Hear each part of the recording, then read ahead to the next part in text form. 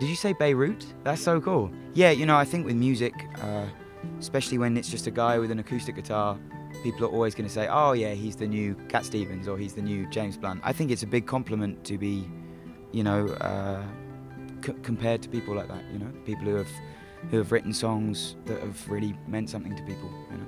I think my favourite artists are people like Paul Simon and Bob Dylan and Neil Young and Cat Stevens as well, but you know, those guys from the 60s and 70s who I just think have written the best songs ever, you know. I just try to write about people a lot of the time, you know, because I've been travelling for 5 years solidly, constantly, and playing a lot of music on the street. And so when you do that, you watch a lot of people and you meet a lot of people and you hear a lot of stories, you know, some sad stories, some happy stories, and I just try to incorporate it all, you know, and just write with empathy. We made one album and we did some touring. They're still some of my best friends. For just lots of reasons it didn't quite work, you know. I think everyone in the band wanted it to be something slightly different. It wasn't like a big drama. We just said, okay, it's not really working, and I started playing just on my own like this. But I think sometimes with this kind of music, when the lyrics are so important,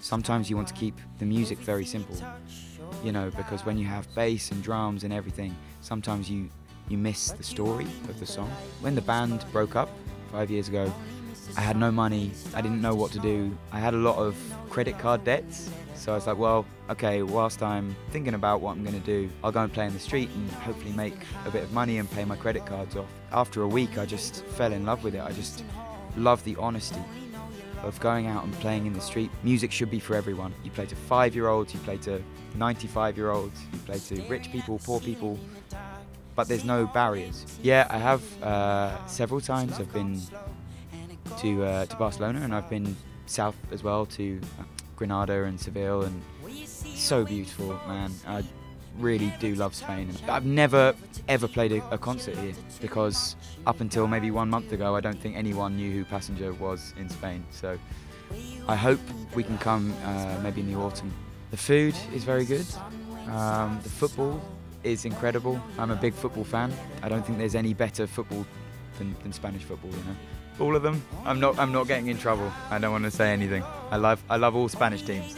I think it's just you think about what you want to feel when you hear a song, or you want to feel when you go to a concert. You know, I don't like it when you go to a concert and the artist comes out and doesn't say anything and doesn't look at anyone and just plays a song, you know. I think live music is, when it's magical, it's when you the artist and the audience connect and you go somewhere together, and it's unique, you know. It will only ever happen once. That one concert is totally different to every other concert you play, and I think that's really special. I think if you can play music in the street, you can play any concert. As soon as you play a concert, it's people who have paid money to come and see you play, so they already want you to be good. They already want to have fun. It's like, oh, for God's sake, you know, here's another guy playing Oasis songs or whatever. When you play in the street, you have to win people over. Ed's amazing.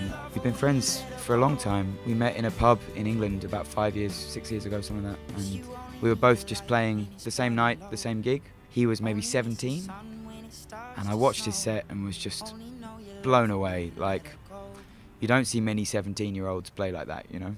He's just been so good to me. He had me on tour for a year, so he did North America and Europe and Australia, and it was incredible, you know.